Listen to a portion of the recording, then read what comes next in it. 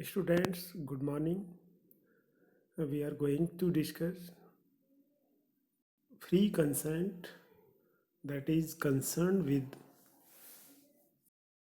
BCom Part 1, Paper 2nd, Business Law. As you are well aware, we have already discussed about the elements of a valid contract which is considered under Section 10. All the essential part must be present in a valid contract, that is proposal and acceptance, free consent, there must be consideration, there must be consent, consent must be free, and lawful consideration, lawful object, etc. Now today we are going to discuss about free consent. Before discussing the free consent, what is the meaning of consent? Consent is ad idem, identity of mind, meeting of mind, where we can say parties should think about the same thing in the same sense at the same time. यानी जो पक्षकार हैं अनुबंध के, उनके बीच में जो mind setup है, माइंड में जो चीज़ें हैं वो एक आशय से, यानी एक मत है, उनमें आपस में जो मत होना चाहिए वो दोनों पक्षकार या जो संबंधित पक्षकार है वो सब एक मत या एक एन आइडियम रखते हों, या उनके बीच में कोई कॉन्ट्राडिक्टरी नहीं हो, वो आपस में जिस आशय से वो प्रपोजल्स दे रहे हैं या उसकी एक्सेप्टेंस चाहते हैं उस चीज़ पर उनका एक मत होना चाहिए। यानी जब अनुबंध के पक्षकार एक भाव से एक सब्जेक्ट मैटर पर सहमत हो जाते हैं तो वो आपका सहमति या कंसेंट की श्रेणी में आता है। What are the requirements of free consent? The consent must be free. It is not, we can say there should be consent and consent must be free. What is the consent? Under section 13th define consent. Two or more persons are said to consent when they agree upon the same thing in the same sense. That is consensus ad item. This means that there should be perfect identity of mind regarding the subject matter of the contract, यानी कि पक्षकारों के बीच में जो subject matter है contract का या agreement का, उनके बीच में सेम सेंस में दोनों के बीच में एक सहमति कंसेंट का होना जरूरी है। दोनों के बीच में विचार मिलने जरूरी है, उनके मत या मतभेद उनमें नहीं होना चाहिए। Section 14, the consent must be there, but consent is free consent. Section 14, consent is said to be free when it is not caused by coercion under section 15. Second one, undue influence under section 16, fraud under section 17, misrepresentation section 18, and last one, mistake under section 20, 21 and 22. First, we have to discuss about the coercion. Section 15. Coercion is committing or threatening to commit any act forbidden by the Indian Penal Code, or the unlawful detaining or threatening to detain any property to the prejudice of any person whatsoever, with the intention of causing any person to enter into an agreement. यानी कोई भी ऐसा कृत्य करना या कृत्य करने की धमकी देना जो आईपीसी के तहत जिसे निषेध कर दिया गया है या जिसे दंडनीय माना गया है, या किसी को डराना, किसी को धमकी देना, या फिजिकली टॉर्चर हम कह सकते हैं, या उसकी प्रॉपर्टी को डिटेन करना, रखना, उसको हानि पहुंचाना, क्षति करना, उसके पीछे जो अनुबंध करने वाला एक पक्षकार है उसका इंटेंशन होता है कि किसी तरीके से मैं उस कॉन्ट्रैक्ट में एंटर कर लूँ या उसकी कंसेंट में ले लूँ, उसे डरा धमका कर उसकी कंसेंट लेने की कोशिश एक पक्षकार के द्वारा की जाती है। इसमें मेंटली टॉर्चर और फिजिकली टॉर्चर दोनों या तो एक्ट किए जाते हैं या एक्ट्स की थ्रेटनिंग दी जाती है, उसे धमकाया जाता है, डराया जाता है एक तरीके से मेंटली और उसको फिजिकली टॉर्चर करते हुए यदि उसकी कंसेंट ली जाती है, that is the consent given by the another party which is not free consent but it is under the category of consent given by the use of fraud.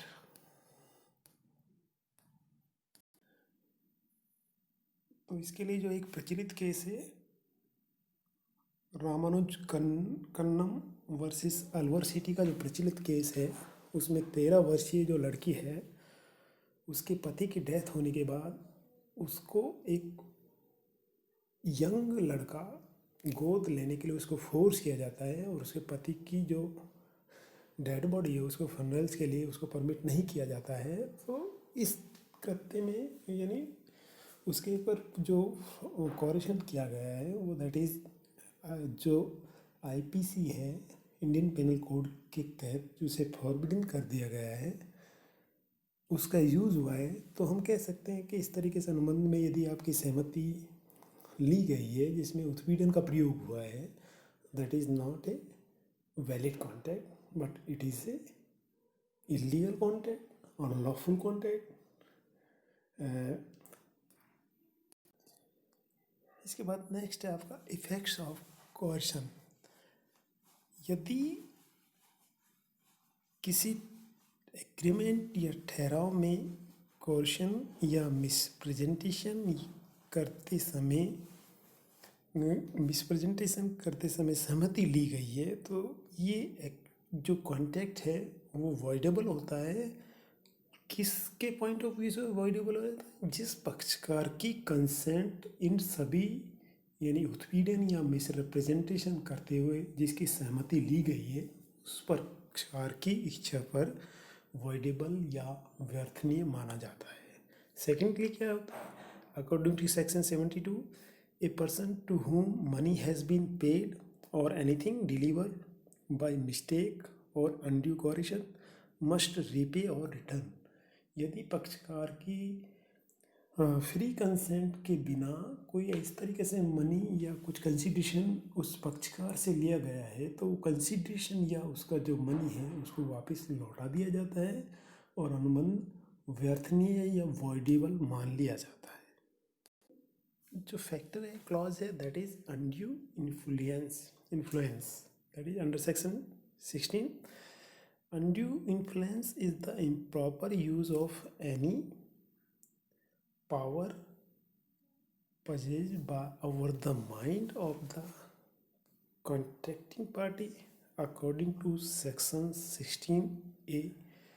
contract is said to be affected by undue influence यानी पक्षकार के बीच में relation ऐसे होते हैं कि एक पक्षकार दूसरे पक्षकार को प्रभावित करने की स्थिति में होता है। वो उस अपना डोमिनेंट नेचर का यूज़ दूसरे पक्षकार को डोमिनेट करते हुए या उस पर प्रभुत्व स्थापित करते हुए उसकी सहमति ले दी जाती है। तो that is called consent given by undue influence. यानी इनके बीच में पक्षकारों के बीच में एक रिलेशंस होते हैं। सो रिलेशंस के फलस्वरूप एक व्यक्ति दूसरे पक्षकार की इच्छा को प्रभावित करने में उसके पास डोमिनेंट है, उसके पास पावर है और उस पावर का यूज उस कॉन्ट्रैक्ट में या एग्रीमेंट में एंटर करते समय वो करता है।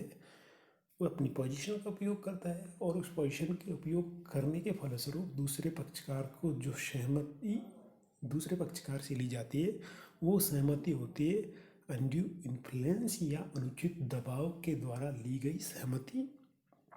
तो इसमें पक्षकारों के बीच में रिलेशंस हो सकते हैं, यानी इस तरीके से निम्न जो अधो वर्णित जो एग्जाम्पल्स हैं उनके बीच में पार्टियों के बीच में रिलेशंस हो सकते हैं, जैसे doctor and patient, lawyer and clients, guardian and wards के बीच हो सकता है, ट्रस्टी एंड बेनिफिशियरी के बीच में हो सकता है, टीचर एंड स्टूडेंट्स के बीच में हो सकता है।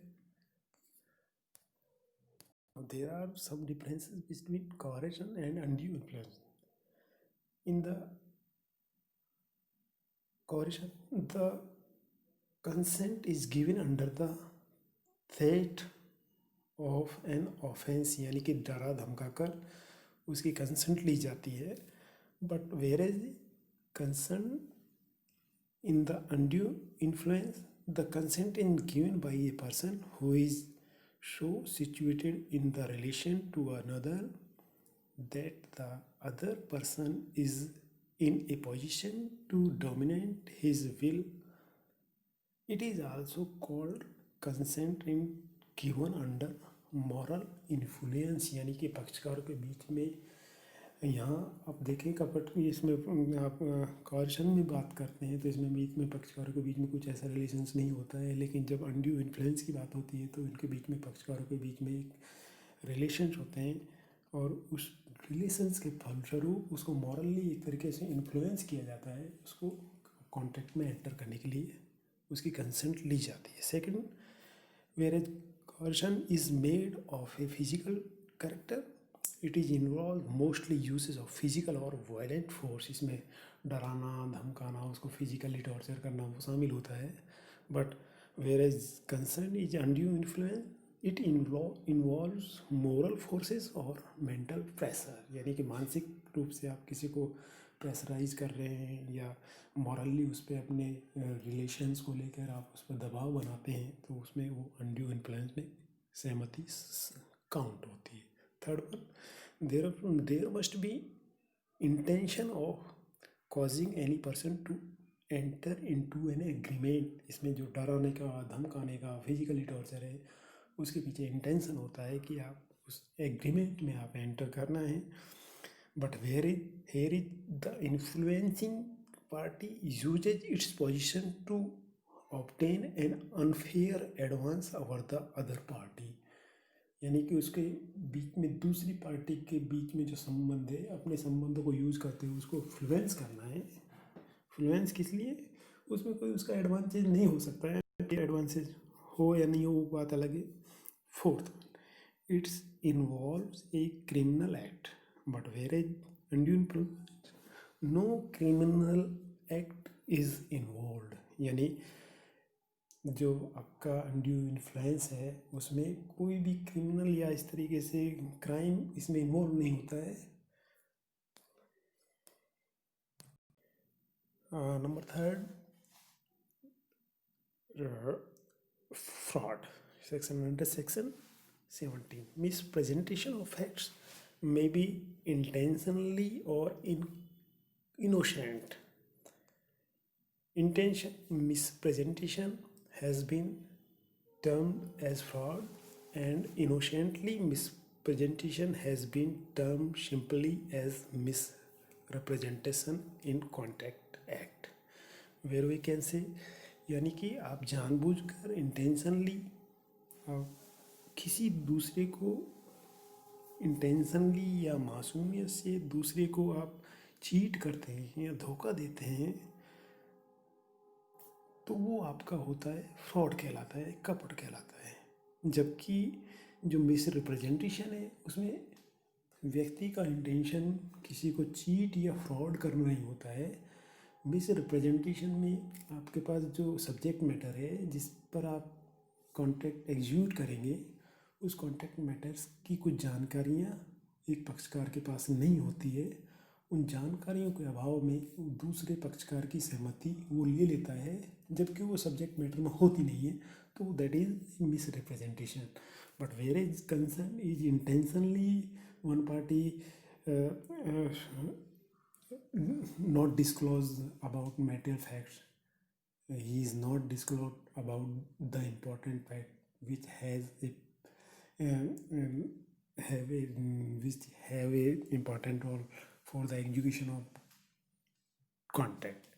तो फ्रॉड में जानबूझकर किसी व्यक्ति को धोखा दिया जाता है, चीट की जाती है और उसको एक तरीके से कॉन्ट्रैक्ट में एंटर करने के लिए उसको प्रेरित किया जाता है। That is the act of fraud. Example we can say through example, Dinesh said to Deepika his made of pure wool through the his now that it is untrue. यानी दिनेश दीपिका को कहता है कि यह जो कोट है वो प्योर वूल का बना हुआ है, जबकि उसको फैक्ट मालूम है कि ये वास्तव में वूल का नहीं है। और उस बेसिस पर दीपिका उस कोट को परचेज कर लेती है कि ये मानते हुए कि मनोज का जो स्टेटमेंट है वो दैट इज़ ट्रू। बट यहाँ यदि दीपिका चाहे तो कॉन्ट्रैक्ट को वॉइडेबल मान सकती है और जो उसने कंसिडरेशन दिया है, पैसा दिया है, उसको रिटर्न करने का उसको अधिकार है, क्योंकि उसने मेटल फैक्ट से उसको डिस्क्लोज जानते हुए डिस्क्लोज नहीं किया है। तो उस स्थिति में ये फ्रॉड की श्रेणी में आता है। Number 4th one, miss representation, जिसे बोलते हैं मिथ्या वर्णन under section 17 and 18। Miss representation is a false representation made innocently without any intention or deceiving the other party। यानी कि मिस रिप्रेजेंटेशन, मिथ्या वर्णन, एक तरीके से मासूमियत से कोई फॉल्स स्टेटमेंट देते हुए दूसरी पार्टी को, जिसमें कोई धोखा देना शामिल नहीं है, उसके रिजल्टेड यदि आप कोई कॉन्ट्रैक्ट एग्जीक्यूट करते हैं, that is the we can say that is the contract have misrepresentation of material facts। यहाँ it may include two things: wrong statement of material facts not known to be false। यानी एक पक्षकार को जो पता है ये एक तरीके से रॉन्ग स्टेट है जिसकी उसको जानकारी नहीं होती है। Secondly, non disclosure of facts where there is a legal duty to disclose without intention to deceive.